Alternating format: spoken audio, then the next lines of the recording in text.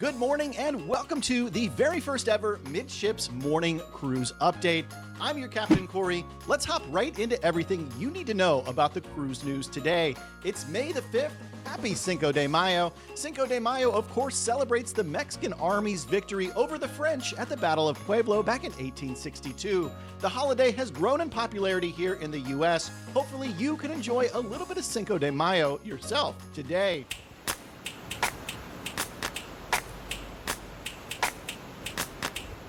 For some cruise news, the MSC Seaside, currently homeported in Port Canaveral, Florida, failed a health inspection put on by the Center for Disease Control. And it was a big fail with a score of only 67 points out of a possible 100. To put that into perspective, most cruise lines score a 90 or above, while Disney Cruise Line across the board comes in at 100.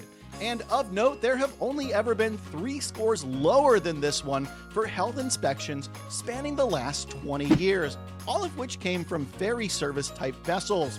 If you want more details on this, including specific reasons for the failure, we're talking bugs and gunk, make sure you get subscribed to the channel here. I'll detail the full story later on today.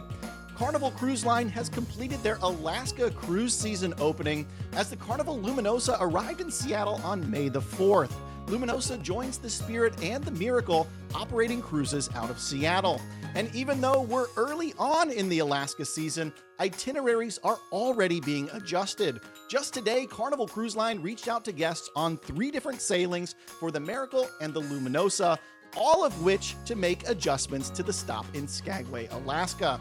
And Carnival's not the only line doing this, as Royal Caribbean also reached out to guests booked on Ovation of the Seas, letting them know Skagway will be off the menu for most of the year. And with the Cinco de Mayo holiday in full effect, Carnival Cruise Line expects to serve over 15,000 margaritas just today on board their ships.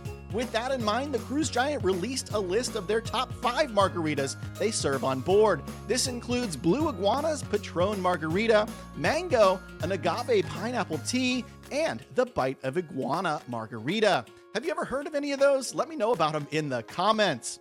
Now, the newest Cunard ocean liner, Queen Anne, has reached a major milestone as the ship was floated out yesterday at the Fincantieri shipyard over in Italy.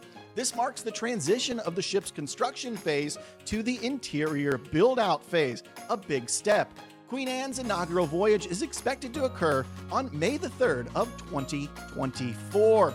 Thanks for stopping by the very first ever Midships Morning Minutes. Make sure you get subscribed to the channel and tune in later today for the full cruise news. We'll see you tomorrow.